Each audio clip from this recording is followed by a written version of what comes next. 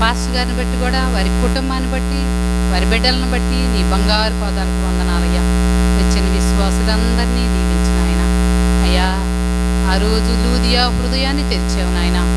ఈరోజు మా హృదయాలను కూడా తెరిచి నీ అమూల్యమైన వాక్కులను మాకు అందించమని, నీ సిలువ చాటు నన్ను మరుగుపరుచుకొని నీ బోరగా వాడుకోమని అయ్యా. వచ్చిన బిడ్డలందరినీ నిండారుగా ఆశీర్వదించమని యేసయ్య అతి పరిశుద్ధ నామమున బ్రతిమాలి వేడుకొని ప్రార్థిస్తున్నాను మా పరమ తండ్రి, ఆమేన్. ఒక వచనం వాడుకొని. దిగులు చెందకే మనసా, భయమేల నీకు, ప్రభు యేసు తోడుండగా. కలత చెందకే మనస, ప్రళయమొచ్చినప్పుడు యేసయ్య నీకుండగా. పగలు ఎండయైనా, రాత్రులు వెన్నెలైనా, తగలకుండా నిన్ను కాపాడువాడు. కునకడు నిద్రపోడు, నిన్ను కాయువాడు.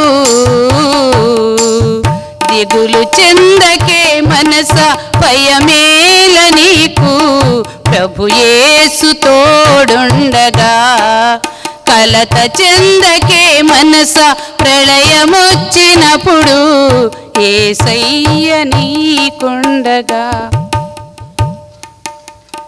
అందరికీ వందనాలండి. వాక్యంలో నుండి చూస్తే ఈరోజు వాక్యము అంత ఆజ్ఞలతో కూడుకున్న వాక్యం అయి ఉన్నది.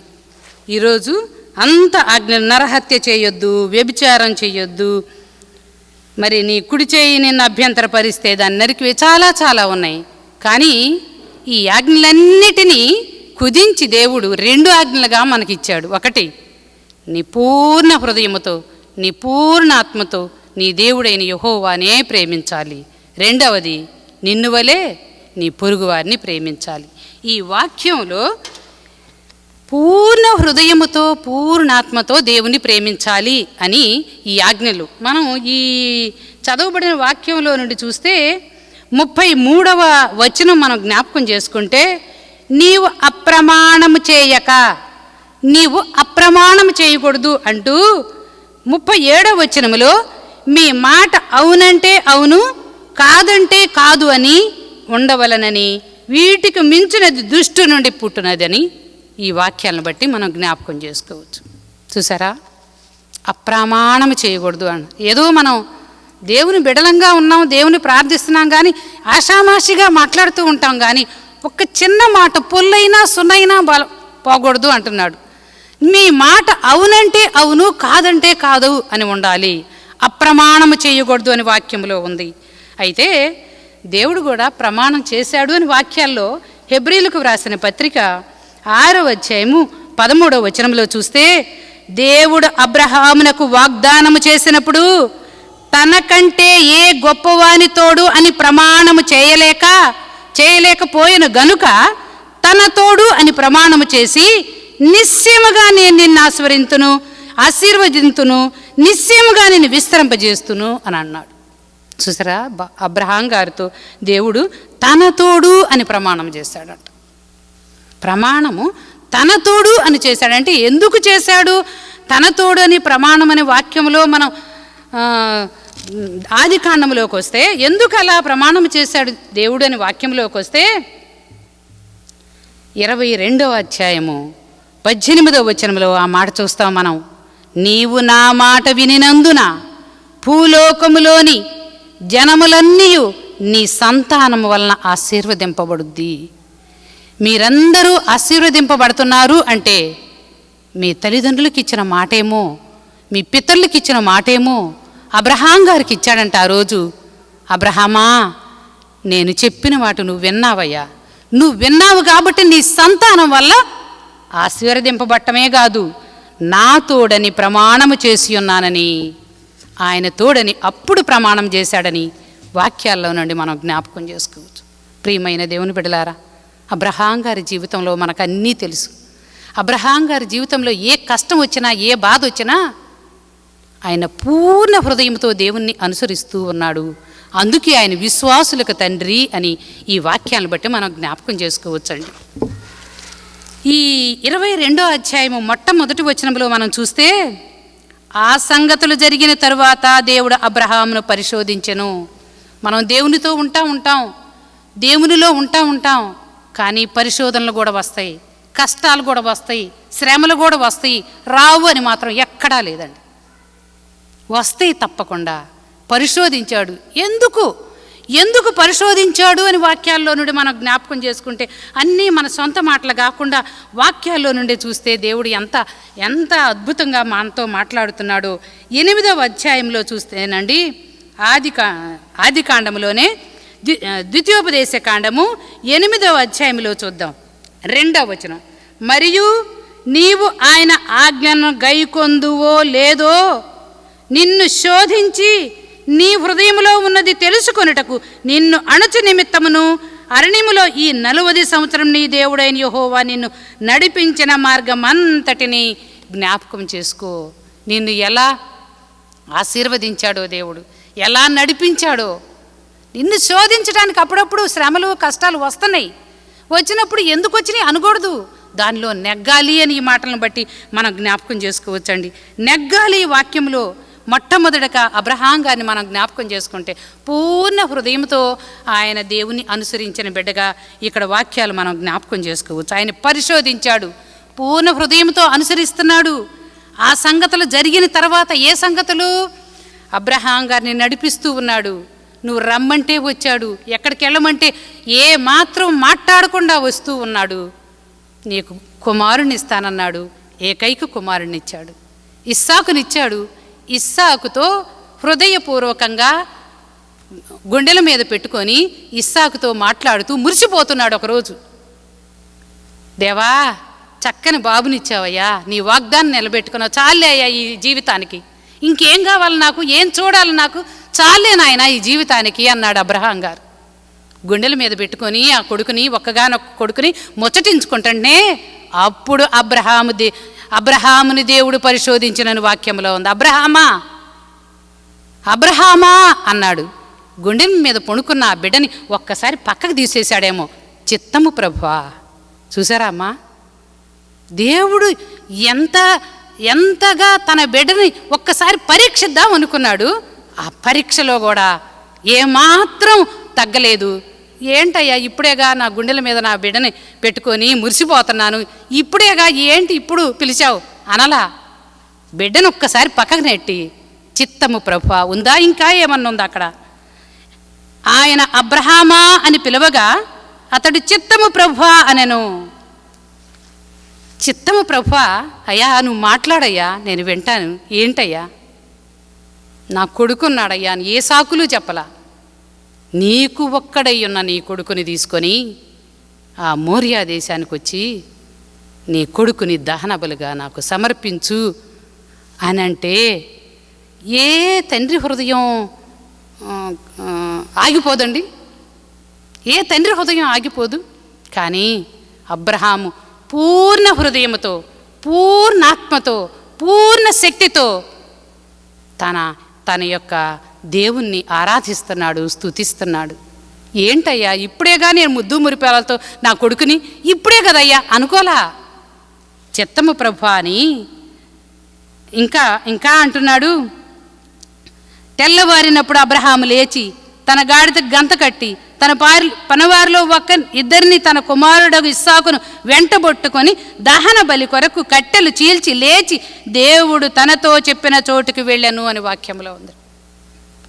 దేవుడు తనతో చెప్పిన చోటుకి తెల్లారే లేచాడు. ఇంకా తెల్లవారి ఎప్పుడు తెల్లవారుతుందా, ఎప్పుడు దేవుడు చెప్పిన మాట నేను చేస్తానా అని ఆ తెల్లవారు ఏమన్నా నిద్రపోయాడో నిద్రపోలేదో కానీ తెల్లవారే లేచి అంతమంది పనివారున్నా కూడా తనే కట్టెలు చీల్చాడంటే ఏంటి కారణం అంటే, నా దేవుడు దహన బలిగా అర్పించమన్నాడు, నా చేతులతో నేను చేస్తాను.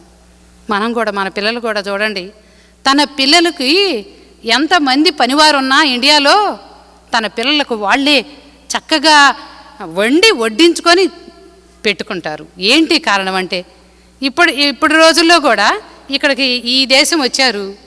ఈ దేశం వచ్చిన పిల్లలు ఎప్పుడైనా తల్లిదండ్రులు వస్తే నా చేత్తో నా పిల్లలకు పెట్టుకోవాలి, వండి పెట్టుకోవాలి అనుకున్న ఆశ ఉంటుంది.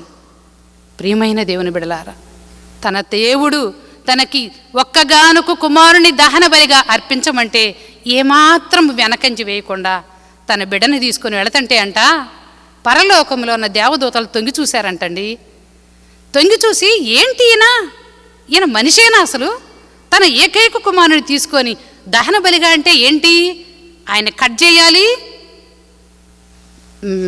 బలిపీఠం కట్టాలి, ఆ కట్ట మీద ఆ బలిపీఠం ముట్టించాలి, ఆ ముట్టించిన దాని మీద ఇస్సాకుని ఆ ముక్కలు వేసి దహనంగా అర్పించాలి. చూసారా, తన చేతులతో ముక్కలు చేసి దహనంగా అర్పించటం అంటే కొంచెం పిల్లలకి ఏదన్నా వస్తేనే తట్టుకోలేమే.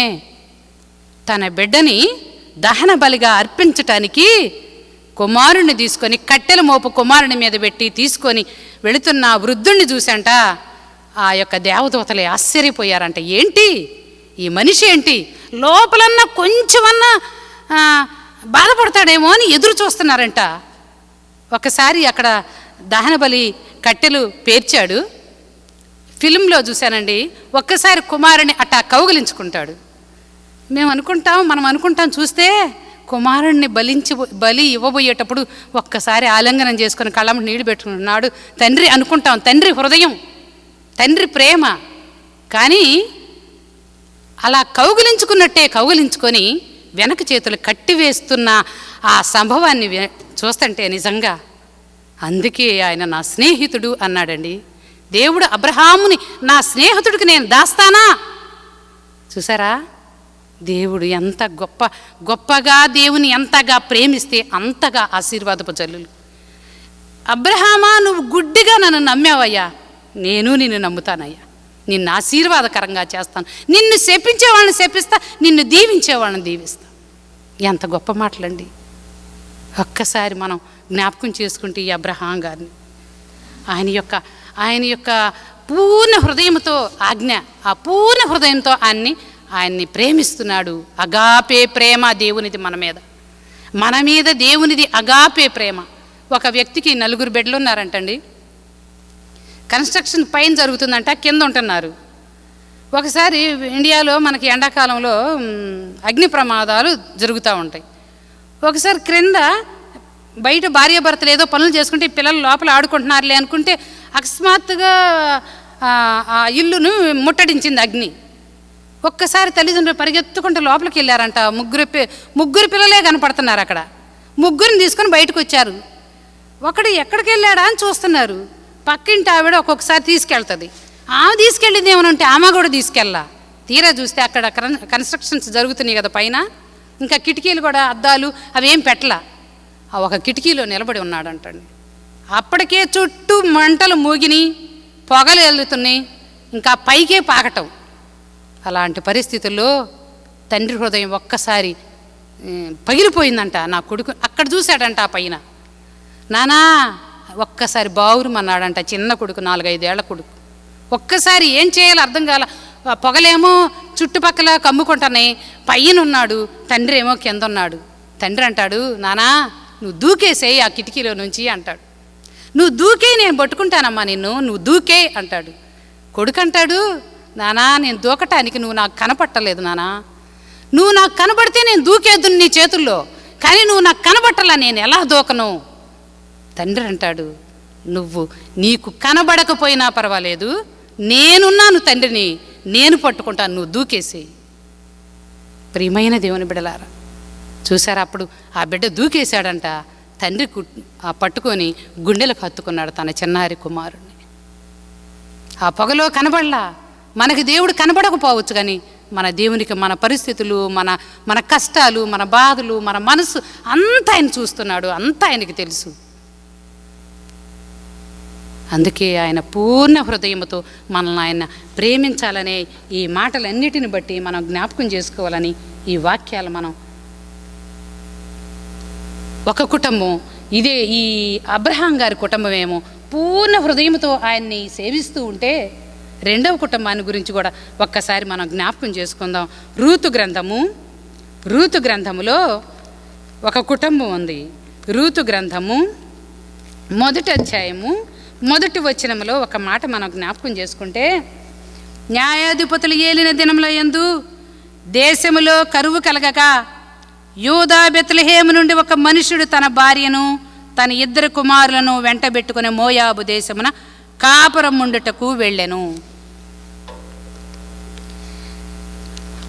మోయాబు దేశానికంట ఎలీమెలెకు కాపురం ఉండటానికి వెళ్ళాడు. ఎక్కడ నుండి?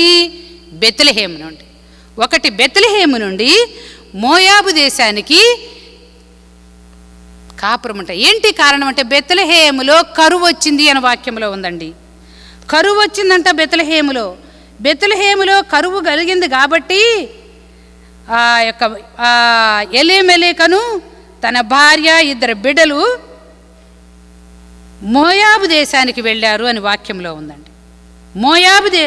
మోయాబు దేశానికి కాపురం ఉండటానికి. మోయాబు దేశం ఎవరిది?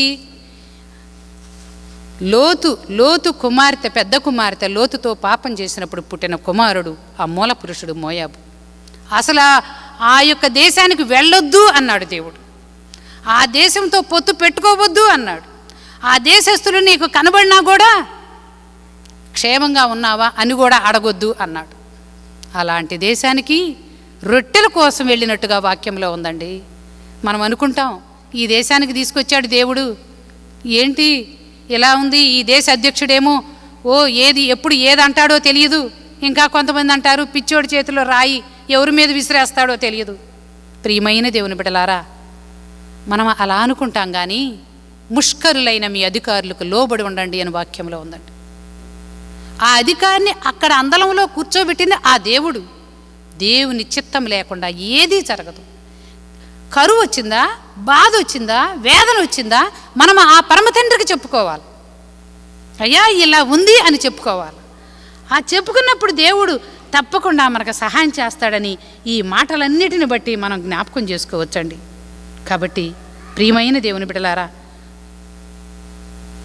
ఎందుకు కరువో యెహెజ్కేలు గ్రంథంలో ఒక్కసారి మనం జ్ఞాపకం చేసుకుందాం. యెహెజ్కేలు గ్రంథము 14వ అధ్యాయము, యెహెజ్కేలు గ్రంథము 14వ అధ్యాయము 13, 14 వచనాల్లో మనం ఒక్కసారి జ్ఞాపకం చేసుకుంటే, నరపుత్రుడా, ఏ దేశమైతే విశ్వాసఘాతకమై నా దృష్టికి పాపము చేసినదో దానికి నేను విరోధినై ప్రాణాధారముగా ఆహారం లేకుండా చేసి కరువు పంపించి మనుషులను పశువులను నిర్మూలము చేయుదును. ఏ దేశమైతే విశ్వాసఘాతకమై నా దృష్టికి పాపం చేసిందో ఆ పాపం చేసిన దానికి కరువు రప్పిస్తాను అన్నాడు. ఆ దేశంలో అంట నోవహును, దానియేలును, యోబును ఈ 3 అట్టి దేశంలో ఉండినను వారు తమ నీతి చేత తమ్మును మాత్రమే రక్షించుకొందురు. ఇదే ప్రభువు యెహోవా వాక్కు. తమ నీతి చేత వాళ్ళనే రక్షించుకుంటారంట. కానీ అందుకే మన నీతి చేత, మన యథార్థత చేత, మనం దేవుణ్ణి హృదయపూర్వకంగా పూర్ణ హృదయంతో ప్రేమించటం చేత తప్పకుండా మనల్ని దేవుడు రక్షిస్తాడు అని వాక్యాలను బట్టి మనం జ్ఞాపకం చేసుకోవచ్చు. ఎలా ఎందుకు అవుతుంది అని మనం అనుకుంటాం. కానీ మొదటి రాజుల గ్రంథంలో ఒక మాట మనం జ్ఞాపకం చేసుకుంటే, ఎందుకు ఇలా జరుగుతుంది, జరగకుండా దేవుడు చెయ్యొచ్చు కదా, మరి ఎందుకు ఇలా జరుగుతుంది అని అనుకుంటే వాక్యంలో నుండి చూస్తే 12వ అధ్యాయము 24వ వచనంలో చూస్తే, యెహోవా సెలవిచ్చినదేమనగా జరిగినది నా వలనే జరిగెను. చూసారా, జరిగినది నా వలనే జరిగెను. చూసారమ్మా, జరిగింది నా వల్లనే జరిగింది అని దేవుడు చెప్తుంటే ఇంకా ఎలా మాట్లాడతాం మనం? ఇలా ఎందుకు జరిగిందయ్యా అంటాం. యోబు గారి దగ్గరకు కూడా ఒకసారి వస్తే యోబు గారు అంటున్నారు, ఏంటయ్యా ఇలా జరిగింది, నేను ఎన్ని మంచి పనులు చేశాను, ఎలా చేశాను, అసలు నేను పుట్టకుండా ఉంటే బాగుండేది, చాలా. అప్పుడు దేవుడు యోబు గారితో మాట్లాడుతూ ఉన్నాడు. సుడిగాల్లో నుంచి యోబు మాట్లాడుతూ, యోబు, నేను చెప్పేదానికి ఒక్కదానికి నువ్వు జవాబు ఇవ్వగలవా? నేనొక్క మాట నిన్ను ప్రశ్నిస్తే ఆ ప్రశ్నకి జవాబు చెప్పగలవా అని చాలా అడుగుతూ అంటే, అప్పుడు యోబు అంటారు, ఆ మాట మనం వాక్యంలో నుండి చూద్దామండి. యోబు గ్రంథము యోబు గ్రంథము 39వ అధ్యాయం. చిత్తగించుము, నేను నీచుడను, నేను నీకు ఏమని ప్రత్యుత్తరం ఇచ్చేదను? నా నోటి మీద నా చేతిని ఉంచుకుందును. యోబు గారు అంటున్నారు, అయ్యా ఏం మాట్లాడినయ్యా నీతో? నా నోటి మీద నా చేతిని ఉంచుకుంటాను. మనం కూడా మనం కూడా ఎవరు వింటలేదులే, ఈ అధ్యక్షుడిని ఏమన్నా అంటే ఎవరు వింటలేదు అనుకుంటాం. పక్షులు కొంచిపోతాయంట. మన పెద్దలు అంటారు, గోడకు చెవులు ఉన్నాయి అంటారే, కొంచిపోతాయంట. కాబట్టి నోటి మీద చేతి ఉంచుకో అంటూ ఒకమారు మాట్లాడితిని, నేను మరలా నోరెత్తను, 2 సార్లు మాట్లాడితిని, ఇకను పలకను.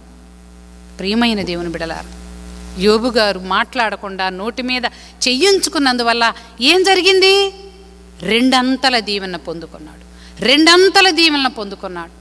అంతకు ముందున్న దీవెన కంటే 2 అంతల దీవెన పొందుకున్నారు. మనం కూడా 2 అంతల దీవెన పొందుకోవాలి అంటే దేవుని మీదే నిరీక్షణ ఉంచాలి, దేవుని మీదే మన యొక్క గురి ఉంచాలని ఈ మాటలన్నిటిని బట్టి మనం జ్ఞాపకం చేసుకోవచ్చండి. ఇంకా కీర్తనాకారులు ఒక్కసారి జ్ఞాపకం చేసుకుంటే 34వ అధ్యాయం, కీర్తనల గ్రంథము 34వ అధ్యాయము 4వ వచనంలో చూద్దాం. నేను యెహోవా యొద్ద విచారణ చేయగా ఆయన నాకు ఉత్తరమిచ్చెను, నాకు కలిగిన భయములన్నిటిలో నుండి ఆయన తప్పించెను.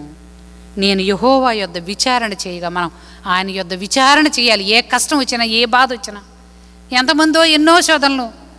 నీకేమైందంటారు, నీ దేవుడు ఏమయ్యాడంటారు, నువ్వు ప్రార్థన చేసుకునేదానివి కదా, నీ దేవుడు ఏమయ్యాడు, ఎందుకు ఈ కష్టం వచ్చింది, ఎందుకు ఈ బాధ వచ్చింది, అన్యులు మరి ముఖ్యంగా ఎన్నో అంటూ ఉంటారు. అలాంటప్పుడు దేవుని దగ్గర విచారణ చేసుకోవాలని ఈ వాక్యంలో నుండి మనం చూస్తామండి. దేవుని దగ్గర విచారణ చేసుకున్నప్పుడు నాకు కలిగిన భయములన్నింటిలో నుండి, భయం కలిగిందా, బాధ కలిగిందా, వేదన కలిగిందా, ఎవరికి చెప్పుకోలేకుండా ఉన్నామా, ఆ భయాలన్నిటిలో నుండి దేవుడు మనల్ని తప్పిస్తాడు అని ఈ మాటలన్నిటిని బట్టి మనం జ్ఞాపకం చేసుకోవచ్చు. ఇంకా 37వ అధ్యాయంలో కూడా చూద్దామండి. 37వ అధ్యాయము 5వ వచనములో, నీ మార్గమును యెహోవాకు అప్పగింపుము, నీవు ఆయన నమ్ముకొనుము, ఆయన నీ కార్యము నెరవేర్చును. మన మార్గాలు ఆయనకు అప్పగించుకోవాలి, యెహోవాకు అప్పగించాలి. మన యొక్క ఏం కావాలో, మనం ఏమై ఉన్నామో అన్నీ ఆయనకు అప్పగించుకోవాలని ఈ మాటలను బట్టి మనం జ్ఞాపకం చేసుకోవచ్చు. ప్రియమైన దేవుని బిడలారా, ఆయనకు అప్పగించుకొని మనము మౌనంగా ఉండాలి.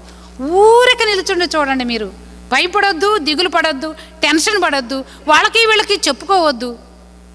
ఊరికినే ఉండి నిల్చుండి చూడండి. దేవుని మీద నమ్మకంతో ఉండండి. దేవుని మీద నమ్మకం ఉన్నప్పుడు ఆయనే మన కార్యాలను సఫలపరుస్తాడు అని ఈ మాటలను బట్టి మనం జ్ఞాపకం చేసుకోవచ్చు. కాబట్టి ఆయన వైపే చూస్తూ, ఇదిగో మోయాబు దేశం వెళ్ళారు, ఇక్కడ రొట్టెలు దొరకలేదని వెళ్ళారు, దేవుణ్ణి విడిచిపెట్టి వెళ్ళారు. దేవుడున్నాడు, మిగిలిన వాళ్ళందరూ లేరా? అక్కడ బెత్లెహేములో మిగిలిన అందరూ సమృద్ధిగా లేరా? ఒకరోజు తిన్నా తినకపోయినా దేవుణ్ణి ఆరాధించుకుంటూ, దేవుని స్తుతించుకుంటూ ఈ వాక్యంలో మనం చూసాం. రొట్టె వలన కాదు మానవుడు జీవించేది, దేవుని నోట నుండి వచ్చే ప్రతి మాట వలన అని మనం ద్వితీయోపదేశ కాండములో మనం 8వ అధ్యాయంలోనే ఇంకొంచెం ముందుకు వస్తే 3వ, ఆహారం వలనే గాక యెహోవా సెలవిచ్చిన ప్రతి మాట వలన నరులు బ్రతుకుదురని నీకు తెలియజేయుటకు ఆయన నిన్ను అణచి నీకు ఆకలి కలుగజేసి, నీవే కాని నీ పితరులే గాని ఎన్నడెరిగిన మన్నాతో నిన్ను పోషించెను. మనల్ని మన్నాతో పోషించాడండి. మన పితరులు కూడా ఎరగరు. మన పితరులు ఎప్పుడో ఒకసారి, సంవత్సరానికి ఒక్కసారో, మరి లేకుంటే ఏదన్నా బర్త్డేలప్పుడో ఎప్పుడో మంచి మంచి పదార్థాలు వండుకునేవారంట మన పితరులు. ఇప్పటి రోజుల్లో ప్రతిరోజు వండుకునే వాళ్ళు ఉన్నారు, వారానికి ఒక్కసారి వండుకునే వాళ్ళు ఉన్నారు. ఎలాంటి మన్నాతో దేవుడు మనల్ని తృప్తిపరుస్తున్నాడో ఒక్కసారి మనం జ్ఞాపకం చేసుకుంటే ఆయన అద్భుతాలు, ఆయన ఆశ్చర్యకార్యాలు, అది మన కష్టార్జితం అనుకుంటాం, మన తెలివితేటలు అనుకుంటాం, మనదే అనుకుంటాం. కానీ దేవుడు ఆయన మాట వలన జీవిస్తున్నారు అని వాక్యంలో ఉందండి. ఆయన మాట వలన, అందుకే నిన్ను అణచి నీకు ఆకలి కలుగు చేసి నీ పితరులే గాని ఎన్నడెరుగని మన్నాతో నిన్ను పోషించాడు. ఆయన పోషిస్తుంటే ఆ బెత్లెహేము నగరంలో మా కరువు వచ్చిందయ్యా, మేము వెళతామని చెప్పారు. సరే వెళ్ళారు.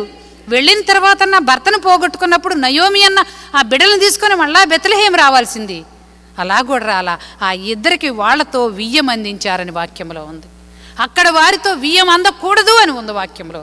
వారు వియ్యం అందారు, కొడుకులను కూడా పోగొట్టుకున్నారు. చూసారా, సమృద్ధి గల దాననై వచ్చాను, రిక్తురాలనై వెళుతున్నాను, నన్ను నయోమి అనొద్దు, నన్ను మారా అనండి అంద నయోమి. ప్రియమైన దేవుని బిడ్డలారా, చూసారా, దేవుని మీద ఆధారపడకపోతే ఎన్ని కష్టాలు వచ్చినాయో. ఒక కుటుంబం ఏమో దేవుని మీద ఆధారపడింది, ఒక కుటుంబం ఏమో దేవుని ప్రార్థించుకునే కుటుంబాలే రెండు. కానీ సంపూర్ణంగా ఆధారపడలేదు కాబట్టే నష్టపోయారు. అంతా నష్టపోయి సమృద్ధి గలవాళ్ళు పోయిగా వెళ్ళారు. ఏమీ లేకుండా చేదుగా వచ్చినట్టుగా వాక్యాలను బట్టి మనం జ్ఞాపకం చేసుకోవచ్చు. అబ్రహాం గారి దగ్గర ఏమో ఆ ఏకైక కుమారుని ఇవ్వటానికి కారణం ఒకటేమో అబ్రహాం గారిని శోధించటానికి. అసలు కొడుకునే చూసుకుంటూ మురిసిపోతున్నాడా, లేకుంటే నేను పిలవంగానే పలుకుతాడా, పరిశోధించటానికి ఒకటి. రెండవదేమో తన ఏకైక కుమారుడు, ప్రియాతి ప్రియ కుమారుణ్ణి లోకపాపములో మోసుకొని పోయే దేవుని గొర్రెపిల్లగా ఈ లోకానికి పంపించటానికి సాదృశ్యంగా చెప్పినట్టుగా వాక్యాలను బట్టి మనం జ్ఞాపకం చేసుకోవచ్చు. మోరియా దేశానికి తీసుకుపోయాడు. 3 రోజుల ప్రయాణం. మోరియా దేశము ఎక్కడుంది? యెరూషలేము పట్టణంలో ఉంది. ఆ మోరియా దేశం వెళ్ళిన తర్వాత అక్కడ ఆయన దహన బలిగా అర్పించాలి. ఆ యెరూషలేము పట్టణంలోనే యేసయ్య కూడా శ్రమ, మరణ, పునరుత్థానాలు పొందినట్టుగా వాక్యాలను బట్టి మనం జ్ఞాపకం చేసుకో. దానికి సాదృశ్యంగా ఇస్సాకుని బలి ఇచ్చి అక్కడ మళ్ళా పొందినట్టుగా అబ్రహాం గారు యేసయ్య మరణించి తిరిగి లేచినట్టుగా యెరూషలేములో, ఆ యెరూషలేము పట్టణంలో ఆ కాళ్ళు రక్తసిక్తమైన ఆ కాళ్ళలో ఆ యొక్క వీధుల గుండా వెళుతుంటే ఈ ఇస్సాకేమో కట్టెల మోపుతో వెళుతున్నాడు, యేసయ్య ఏమో సిలువను మోస్తూ వెళుతున్నాడు. భక్తులు చెప్తారు 12 ఏళ్ళో 16 ఏళ్ళో ఉంటాయి ఇస్సాకుకి అంటారు. అంటే నవయౌవనంలోకి వచ్చాడు. కట్టెల మోపు ఎత్తుకోగలిగినంత అంటే మరి ఆ వయసు ఉంటుందేమో, మనకు స్పష్టంగా తెలియదు. కాబట్టి ప్రియమైన దేవుని బిడ్డలారా, యేసయ్య నీ కొరకు నా కొరకు తన ప్రాణ త్యాగం చేయటానికి ఈ లోకానికి రాబోటానికి ఇంకా 2 వారాల తర్వాత మనం లెంట్లో ప్రవేశిస్తాం. దానికి సాదృశ్యంగానే అందుకే నీ పూర్ణ హృదయముతో, నీ పూర్ణ ఆత్మతో నీ దేవుడైన యెహోవాని ప్రేమించాలి. అప్రమాణం చేయకూడదు. ప్రమాణం చేసి దాని నుండి తప్పిపోకూడదు. దాని నుండి కుడికి కానీ ఎడమకి కానీ పోకూడదు. ప్రాణం పోయినా నష్టం కలిగినా పర్లేదు, కానీ మాట మాత్రం తప్పకూడదంట. దేవుడు నీ బిడ్డల్ని ఆశీర్వదిస్తానంటున్నాడు, నీ సంతానాన్ని దీవిస్తానంటున్నాడు, నిన్ను తలగానే ఉంచుతాను కానీ తోగ్గా ఉంచను అంటున్నాడు. కాబట్టి ఒక్కసారి ద్వితీయోపదేశ కాండము 28వ అధ్యాయంలో ఇంకొక ఆజ్ఞను మనం జ్ఞాపకం చేసుకుంటే ఆ మాటను చూసి 28వ అధ్యాయము 1వ వచనం, నీవు నీ దేవుడైన యెహోవా మాట శ్రద్ధగా విని నేడు నేను నీకు ఆజ్ఞాపించుచున్న ఆయన ఆజ్ఞలన్నిటినీ అనుసరించి నడుచుకొనిన ఎడల నీ దేవుడైన యెహోవా భూమి మీదనున్న సమస్త జనముల కంటే నిన్ను హెచ్చించును. నీ దేవుడైన యెహోవా మాట వింటే ఈ దీవెనలన్నీ నీ మీదకి ప్రాప్తిస్తాయి. నీ పట్టణంలో దీవించబడతావు, నీ గర్భఫలం దీవించబడుద్ది, నువ్వు చేయి ప్రయత్నాలన్నింటిలో దీవెన కలుగుద్ది. ఆకాశమును తన ధన నిధిని తెరుస్తాడు, నీవు అనేక జనాలకు అప్పిస్తావు కానీ అప్పు చెయ్యవు. చూసారా, ఎన్ని మాటలు దేవుడు మనకి ఆ వాగ్దాన ఫలాలు ఎన్ని ఇచ్చాడో. ఆయన మాట శ్రద్ధగా వినాలి, వాక్యానుసారంగా నడుచుకోవాలి.